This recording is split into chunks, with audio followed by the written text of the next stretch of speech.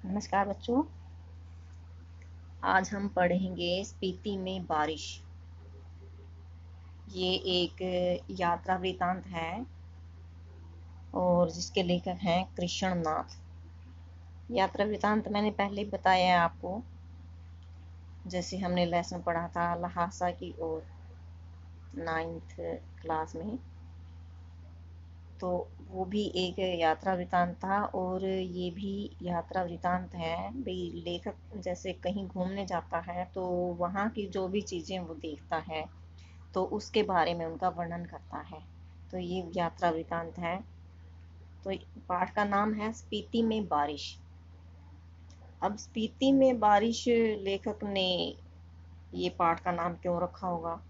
क्योंकि जो स्पीति है वो उसकी जो भौगोलिक परिस्थितियां हैं बहुत ही मतलब वो जो है पहाड़ी इलाका है जहाँ बर्फ ही बर्फ जो है जमी रहती है और हिमाचल प्रदेश के अंदर आता है अब ये।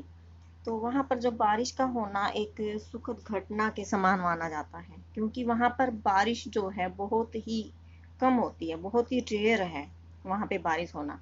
और जब बारिश होती है तो लोगों में खुशी का माहौल जो है छा जाता है। तो इस पाठ की जो विधा है वो यात्रा वृतांत विधा है और जो इसके लेखक कृष्णनाथ ने हिमाचल प्रदेश का ये एक दुर्गम स्थान है लाहौल स्पीति, उसकी जो भूगोलिक परिस्थितियां हैं, जनसंख्या है, उसके इतिहास के बारे में उन्होंने वर्णन किया है। तो ये पाठ का सार आज हम करेंगे।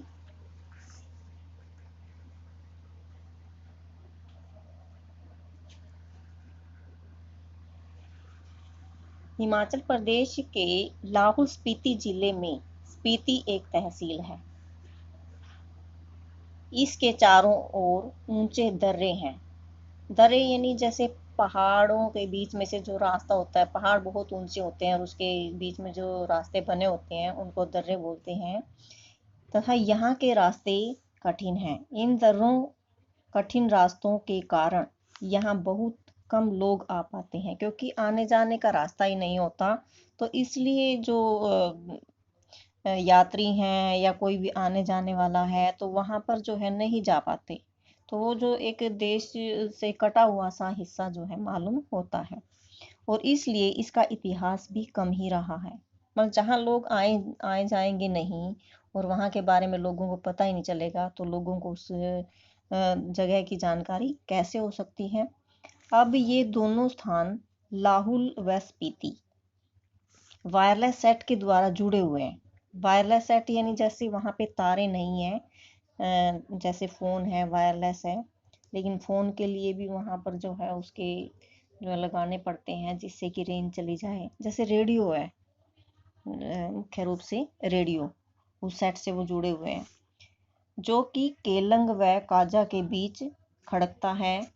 कम संपर्क हो पाने के कारण केलंग के बादशाह के को यह भय रहता था कि कहीं काजा का सूबेदार उसकी अवज्ञा तो नहीं कर रहा, क्योंकि वहाँ पे कट ऑफ रहता था कि लोग आते जाते नहीं थे और जो भी केलंग का जो राजा है उसके अंडर में आता था और वो जो है डरता रहता था कि काजा का जो सूबेदार है कहीं उस पर राज ना कर लिया है, उसकी अवज्ञा ना कर दे।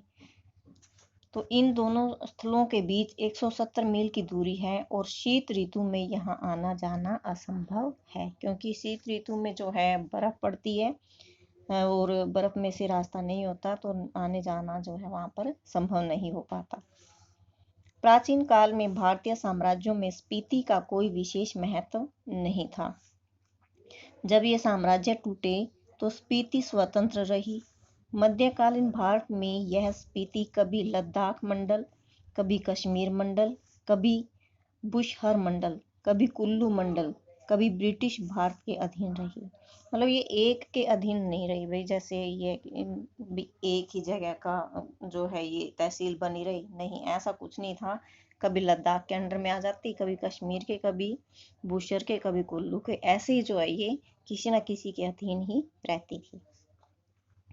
इसकी कठिन भौगोलिक परिस्थितियां, भौगोलिक मतलब वहाँ की जो जगह है उसकी जो कैसी परिस्थितियां हैं, कभी इसे स्वायत्ता देती रहीं तो कभी उसके विनाश का कारण बनी। भाई कभी तो जो है ये इनकी इसकी जो भौगोलिक परिस्थितियां ऐसी होती, कभी तो खत्म हो जाता, विनाश का कारण बन जाती थी, और कभी कभी ऐसा हो जाता था कि वहां पर जो है थोड़ी बहुत जो है उन्नति हो जाती थी।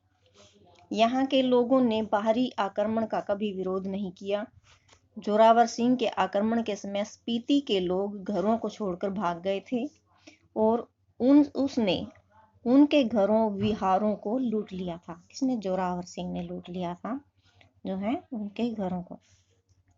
लेखक ने तुपचिलिंग गोनपा में देखा था कि डायनामाइट की विस्फोटक आवाज सुनकर सभी लाहुली डर कर चांगमा पेड़ के तने या आपस में एक दूसरे को पकड़कर बैठ गए। यानी लोग जो वहां के बहुत ही डरते थे। स्पीति की जनसंख्या सन 1901 में 3231 थी। 1901 में।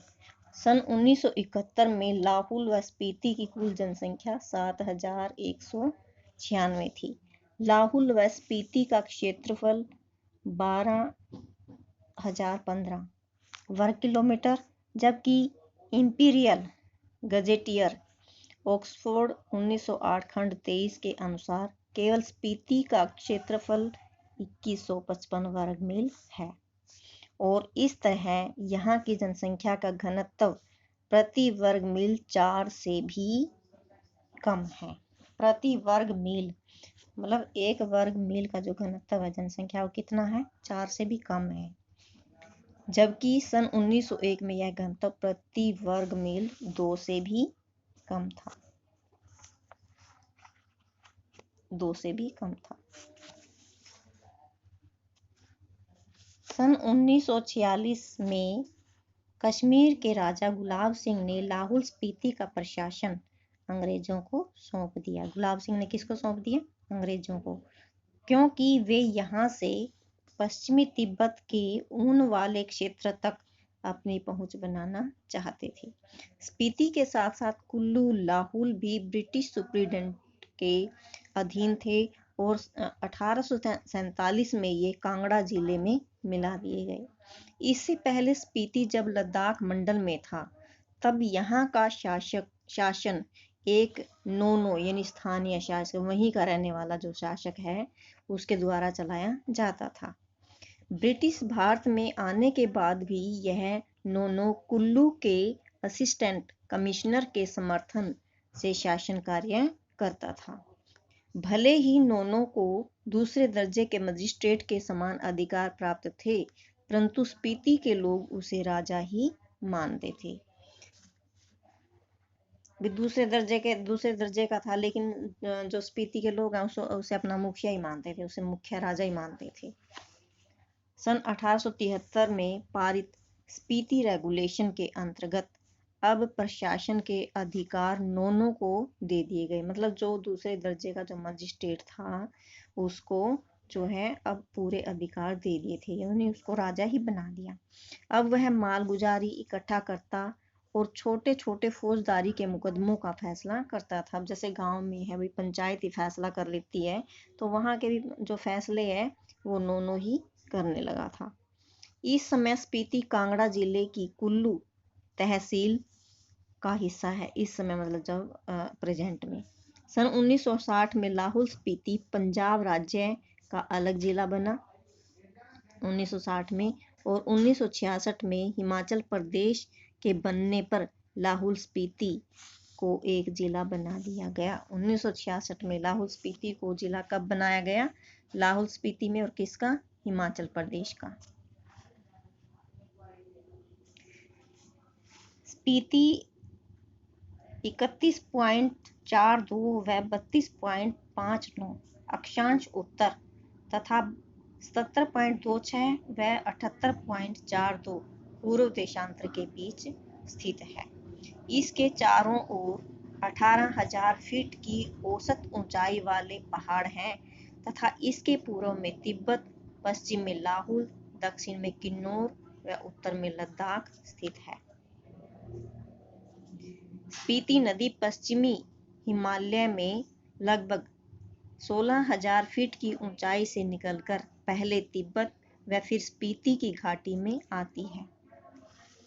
स्पीति की एक अन्य घाटी जिसे पिन की घाटी कहते हैं, इससे भी अधिक वीरान व बीहड़ है, यानी जंगल ही जंगल है वहां पर।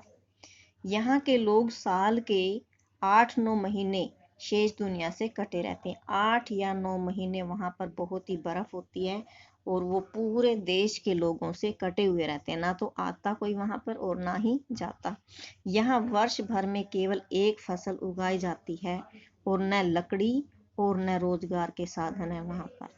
सभी लोगों को आश्चर्य होता है कि ऐसी कठिन परिस्थितियों में स्पीति निवासी यहाँ रहते क्यों हैं।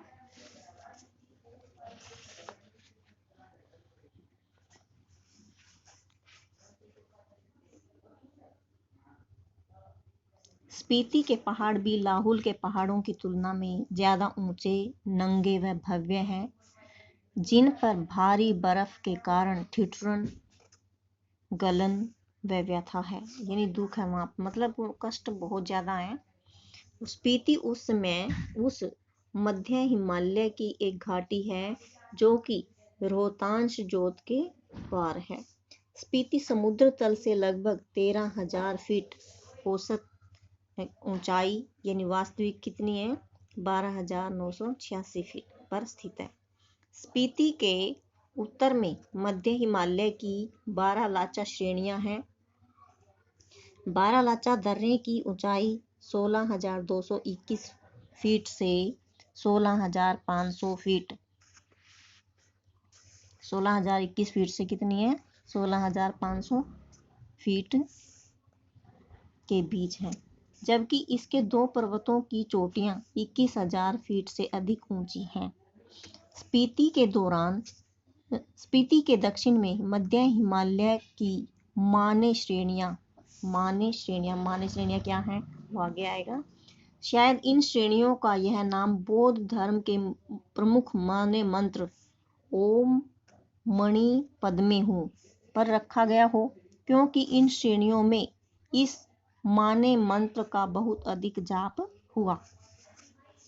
तो जो है ये माने श्रेणियां क्या क्यों नाम रखा गया, क्योंकि वहां पर जो है बहुत सारे बौद्ध धर्म के जो बौद्ध भिक्षु हुए हैं वो वहां पर बैठ करके जो है इस मंत्र का जाप करते थे, माने मंत्र ओम मणि पद्मे हुम, इस मंत्र का जाप करते थे, इसलिए इन श्रेणियों का नाम क्या रखा गया माने श्रेणियां, क्योंकि इन श्रेणियों में इस माने मंत्र का बहुत अधिक जाप हुआ है। इंपीरियल गजेटियर में माने श्रेणी की ऊंचाई है 21,646 फीट बताई गई है। इस श्रेणी की छोटी चोटियों की ऊंचाई भी 17,000 फीट से अधिक है। इन श्रेणियों में बसे गांव समुद्र तल से 13,000 फीट से अधिक ऊंचाई पर स्थित हैं। इसी मध्य हिमालय में स्पीति स्थित है। इसके पार 20,000 फीट से भी अधिक ऊंचाई की चोटियों से युक्त बाह्य हिमालय दिखाई देता है। इतने ऊंचे पहाड़ों पर चढ़ना मृत्यु को बुलावा देने के समान है। फिर भी कुछ स्त्री पुरुष इन चोटियों पर चढ़ने का प्रयास करते हैं, परंतु ऐसे पर्वत आरोहियों की सबसे पहले अपना अहंकार नष्ट करना चाहिए। अभी तक माने कि इन चोटियों पर बूढ़े लामाओं, बौद्ध धर्म के गुरु हैं, बूढ़े लामा कौन है बौद्ध धर्म के जो गुरु हैं, ने ही जाप किया है, परंतु अब आवश्यकता इस बात की है कि युवक युवतियां यहाँ आकर किलोल यानी खेल क्रीड़ा करें, मस्तियां करें ताकि स्पीति पर जमा आर्तनाद होता है दुख भरी आवाज युवकों की अट्टहास से पिघले। मतलब लेखक ये प्रार्थना करता है कि यहाँ पर यात्री आए, जैसे दूसरी जगह बर्फ देखने जाते हैं तो भी स्पीति में भी लोग आए और जो है इसको एक दर्शनीय स्थल बनाया जाए, ताकि यहाँ के जो लोग हैं उनको कोई जो इनकम का साधन उनको मिल सके, वहां पर भी दुकानें हों, क्योंकि जो है कमाई का कोई भी जो साधन उन लोगों के पास नहीं है। तो लेखक इसलिए जो है लोगों से प्रार्थना करता है कि युवक युवतियां यहाँ पर आए और जो यहाँ पर दुख की आवाजें हैं वो युवकों के मजाक में पिघल जाए, उनकी हटखेलियों में पिघल जाए। लाहुल व स्पीति में केवल 2 ऋतुएं होती हैं, जून से सितंबर तक वसंत ऋतु तथा शेष समय शीत ऋतु होती है। यहाँ का औसत तापमान वसंत में 15 डिग्री सेंटीग्रेड तथा शीत ऋतु में 8 डिग्री सेंटीग्रेड होता है। वसंत ऋतु में दिन गर्म व रात ठंडी होती है और शीत ऋतु में यहाँ कड़ाके की ठंड होती है। लाहुल की तुलना में स्पीति में वसंत ऋतु और भी छोटी होती है। यहाँ न फूल खिलते हैं, न हरियाली होती है और न ही गंध होती है। दिसंबर से घाटी में पड़ने वाली बर्फ अप्रैल मई तक रहती है। सभी नदी नाले जमकर बर्फ बन जाते हैं।